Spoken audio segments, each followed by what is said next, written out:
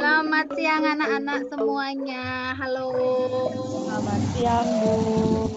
Masih semangat ya untuk belajar ya. Terima kasih sudah hadir pada pembelajaran kali ini dan Ibu harap kalian masih dalam keadaan sehat. Oke. Ada temannya yang belum ikut join? Ada. Ada ya, beberapa ya. Nanti Ibu minta kalian mengisi absensi di WA group. Oke? Ya. Anak-anak, untuk mengawali pembelajaran pada kali ini, mari kita melakukan yang namanya panganjali umat. Om Swastiastu. Om Swastiastu. Jawa ya.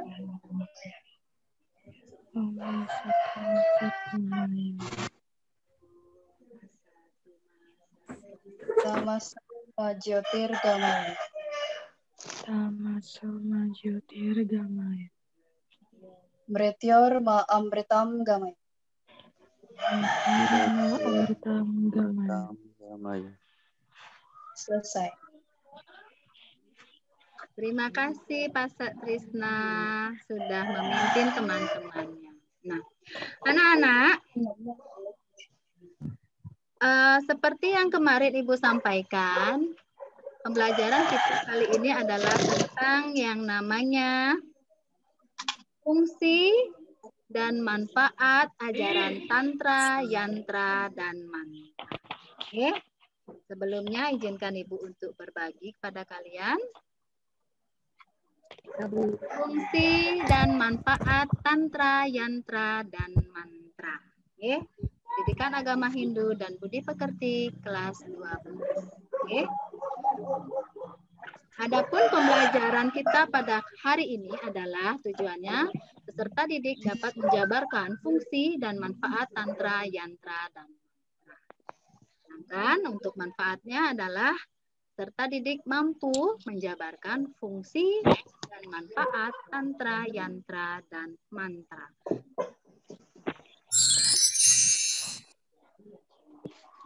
Seperti yang kalian ketahui, Tantra. Ya, ini Tantra. Perhatikan gambar berikut. Kalian melihat apa, Nak? Dewa Siwa. Dewa Siwa dan saktinya. Oke. Lanjut. Nah. Ayo. Gambar apa ini?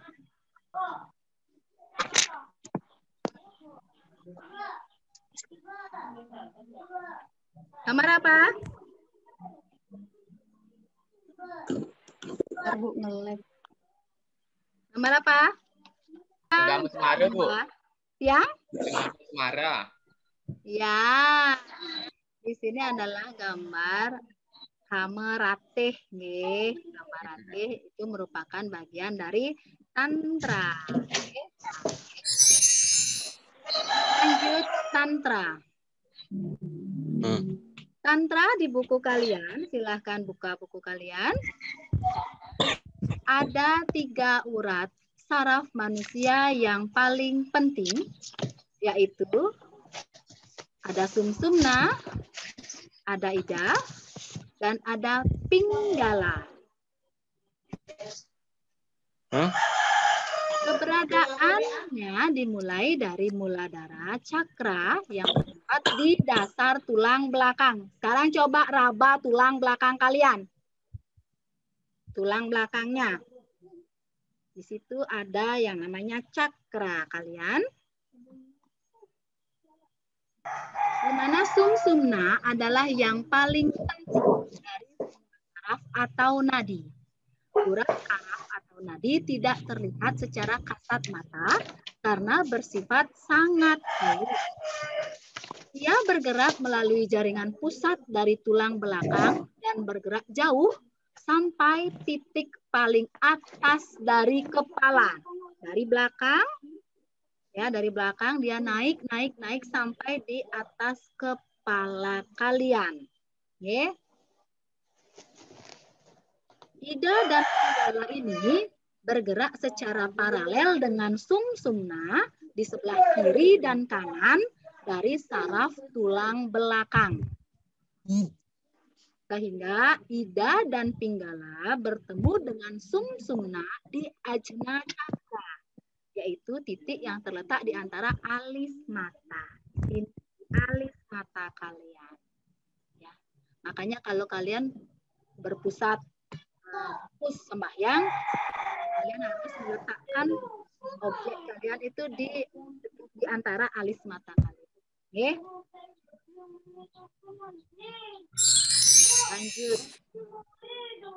Tantra merupakan suatu teknik untuk mempercepat pencapaian agama atau realisasi sang diri dengan menggunakan berbagai medium seperti mantra, yantra, mudra, mandala, pemujaan terhadap berbagai dewa-dewi termasuk pemujaan kepada makhluk setengah dewa dan makhluk-makhluk lain, serta praktek yoga yang kadang-kadang dihubungkan dengan hubungan seksual. Ya. Namun dalam tantra, hubungan seksual ini lebih diarahkan untuk mengontrol kekuatan alam dan bukan untuk mencapai yang namanya kebebasan. Secara umum, tujuan hidup manusia itu ada dua.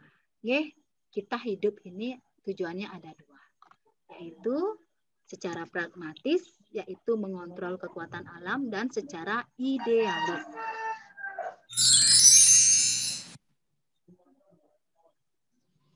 Tantrayana masuk ke Indonesia melalui kerajaan Sriwijaya pada abad ke-7.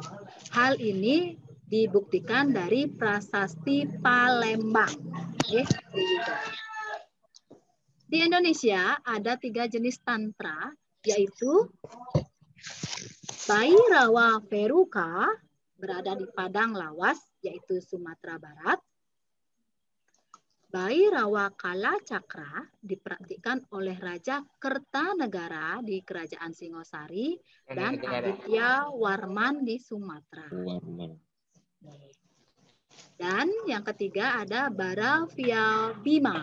Ini ada di Bali, di mana arcanya di Pura Edan, Bedulu Gianyar. Siapa yang pernah ke Pura Edana di Bedulu? Ada? Di situ Apa kalian nggak kedengaran? Enggak. di Pura Edan, pernah ke Pura Edan, Mang De? Nenten itu. Enggi, nanti kita siap-siap ya mau ke Gianyar untuk melihat situs-situs peninggalan Hindu ya. Karena di Gianyar itu banyak sekali, nak, banyak sekali. Lanjut. Masih kosong ya.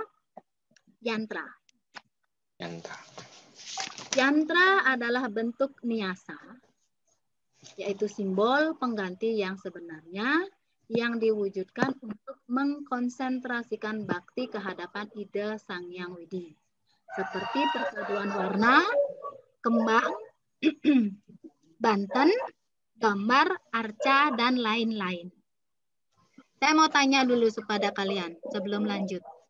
Ketika kalian menyembah Tuhan, kalian menggunakan alat fokus kalian itu kalian menggunakan apa? Bayangan digambar. Bayangan digambar. Tapi Mang? Titik. Gambar Tuhan. Gambar Tuhan. Kalau dia Amelia pakai apa, Nak? Yang kayak di Padmasana itu loh, Bu. Yang di atasnya itu. Apa itu? Apa? Gambarnya itu juga. Gambar apa Nggak itu? tahu Ayo. saya gambarnya apa. Ayo, gambar apa? Gambar Sang Hyang Widi ya. Nah, itulah. Gambar-gambar Tuhan bisa kalian ambil dari Asta Aiswarya ya nak ya, ada banyak sekali. Bahkan kalian juga bisa menggunakan salah satu warna dari kebesaran ide Sang Hyang Widi. Oke. Fungsi dan manfaat yantra dalam kehidupan dan penerapan ajaran Hindu. Satu, sebagai simbol sesuatu yang dihormati atau dipuja. Sebagai sarana atau media mewujudkan tujuan hidup dan tujuan agama yang diyakininya, serta sebagai media untuk memusatkan pikiran. Kalau kalian tadi menggunakan lambang Acinte yang ada di Padmasana, kalian juga bisa menggunakan lambang Ongkara ataupun lambang Tuhan, ya, aksara suci Tuhan juga bisa seperti ini. Ada banyak sekali, nak. Ada banyak sekali. Oke. Mantra. Ada beberapa jenis mantra. Yang pertama, Vedic mantra. Ada Tantrika mantra dan Puranik mantra. Sedangkan jika dilihat dari sifat mantra itu, ada bersifat Satwika mantra, Rajasika mantra, dan Tamasika mantra. Ya, berarti mantra ini juga sama hubungannya dengan yang namanya Triguna, ya, dalam yatnya itu sendiri. Masih ingat dengan Triguna? Ya, masih. Ade Angga. Silahkan pembagian Triguna, Dek, dalam yatnya. Satwika, Rajasika, dan Tamasika. Kasih yatnya ya, nak ya. Satyam Rajas Tamas. Ya, Raja Ya. Sikayatnya, Tamasikayatnya, dan Satwikayatnya. Oke, lanjut. Ya. Fungsi dan manfaat mantra dalam kehidupan dan penerapan ajaran agama Hindu. Yang pertama, mantra itu bisa sebagai untuk memuja ide Sang Hyang Widiwasa, ya, tentu saja untuk memuji kebesaran beliau, mengagungkan beliau dengan mantra. Kemudian untuk memohon kesucian, ya, mantra itu juga memberikan kita kesucian, nak. Jadi semakin kalian sering mengucapkan mantra, semakin sucilah Atman yang ada dalam tubuh manusia. Kemudian mantra itu juga untuk memohon keselamatan. Mantra untuk memohon keselamatan. Karena ketika kita mengucapkan mantra secara langsung, arti dari mantra itu adalah untuk memohon keselamatan. Kemudian memohon pencerahan dan kebijakan. Biasanya ini dipergunakan dari mantra-mantra belajar seperti Saraswati dan yang lainnya. Oke. Kemudian melestarikan ajaran Dharma. Oke. Sudah? Nah, dapat dipahami apa itu manfaat dari tantra, yantra, dan mantra. Nah, tambahan lagi satu, nak. Tadi sudah saya sampaikan di yantra. Yantra itu bisa juga dalam bentuk bebantenan. Segala jenis banten itu merupakan simbol, ya. Contoh kecil saja, kuangen. Kuangen itu lambang apa ya? Lambang ide Sang Hyang Widiwasa. Lambang ide Sang Hyang Widiwasa. Kita tidak tahu bentuk Tuhan seperti apa, namun kita bentukkan beliau seperti kuangen itu. Nggih, ada lambang. Nggih, ada Ardhanata, ada yang namanya Ardhanariswarinya, ada yang namanya Bindu seperti itu. Nggih, ada lagunya juga kita lambangkan beliau dalam bentuk kuangen. Untuk sekian dari penjelasan Ibu yang tadi, ada yang ditanyakan, nak? Ada yang bertanya? Belum. Belum Ayo, ada yang bertanya. Silakan bertanya.